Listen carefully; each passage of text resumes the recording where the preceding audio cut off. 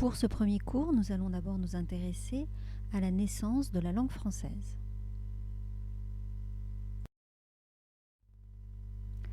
On doit tout d'abord avoir en tête les limites temporelles du Moyen-Âge. En effet, c'est une période historique qui est longue où il se passe de ce fait beaucoup de choses. On situe le début du Moyen-Âge en 476, au moment où Rome tombe aux mains des peuples dits barbares. C'est la fin de l'Empire romain d'Occident. En réalité, l'Empire romain va se poursuivre, mais en Orient. Et justement, c'est la fin de cet empire d'Orient, celui qu'on appelle l'Empire byzantin, qui va marquer la fin du Moyen-Âge. Entre 476 et 1453, il y a donc environ 10 siècles. C'est une période qui est longue, avec des évolutions, avec des changements qui sont très importants.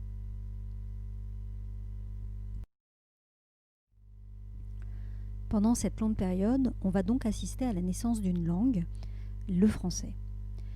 Le français prend naissance du gallo-romain. Alors, qu'est-ce qu'on appelle le gallo-romain ? Le gallo-romain, c'est une sorte de latin parlé, un latin qui n'est pas le latin pur qui était parlé à Rome, mais un latin où des mots qui sont empruntés au peuple de la Gaule sont mélangés. Donc, c'est le gallo-romain.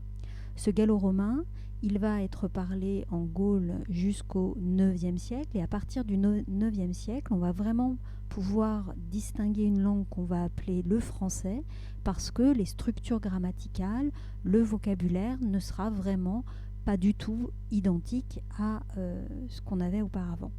Alors ce français-là, qui apparaît au IXe siècle, on va l'appeler le moyen français, parce qu'il n'est pas encore identique au français que nous utilisons, et il faudra encore 2 autres étapes pour arriver au XVIe siècle avec un français qui va être identique dans ses structures à celui que nous utilisons aujourd'hui.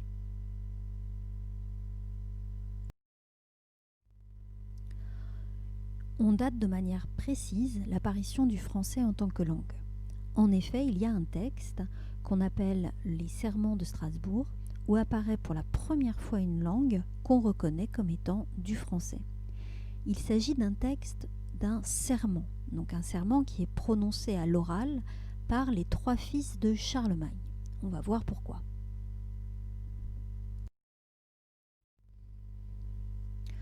À la mort de Charlemagne, ces 3 fils se partagent son empire. Ils jurent tous les 3 de ne pas se faire la guerre. Et c'est à ce moment-là qu'ils vont prononcer ce fameux serment. Ils le rédigent et puis en 843, c'est-à-dire l'année d'après, ils vont signer le traité de Verdun, c'est-à-dire un traité qui garantit le serment qu'ils ont prononcé. Lorsqu'on lit les 3 serments, on se rend compte que les 3 fils parlent dans des langues qui sont proches, mais qui sont déjà différentes. Et la langue de Charles le Chauve est une langue qu'on reconnaît comme étant le français.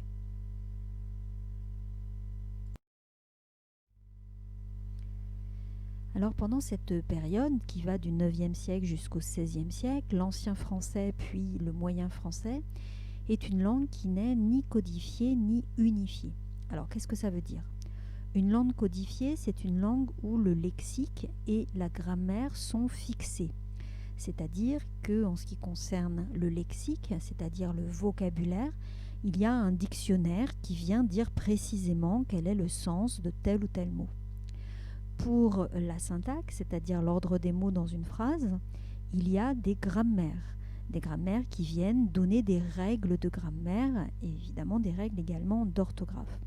Donc pendant toute cette période, il n'y a ni dictionnaire ni grammaire. Autrement dit, on utilise le vocabulaire et on utilise la syntaxe selon l'endroit où on se trouve et il peut y avoir des différences notables. Donc il n'y a pas de normes véritablement sur la langue française. On dit également que la langue n'est pas unifiée, eh bien parce que justement on parle d'une manière différente selon l'endroit où on se trouve. Si on se trouve plutôt au nord de la Loire, on va dire qu'on parle la langue d'Oï, c'est une façon de dire oui.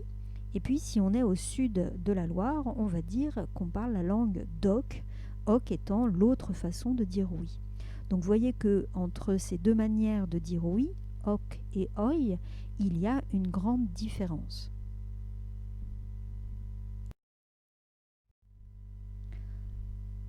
Sur cette carte, justement, on voit bien la séparation entre la langue d'Oï et la langue d'Oc. Et on voit qu'à chaque fois, il y a des parlers spécifiques à l'intérieur de ces deux regroupements. Par exemple, le gascon, qui fait partie de la langue d'Oc, comprend bien le limousin. Mais il aura quand même beaucoup de mal à converser avec le picard. Pour autant, ils vont se comprendre, parce que même s'il est gascon et même si l'autre est picard, ils sont tous les deux utilisateurs d'une langue qui est une langue issue du latin, donc une langue romane, et donc au final, ils vont finir par se comprendre.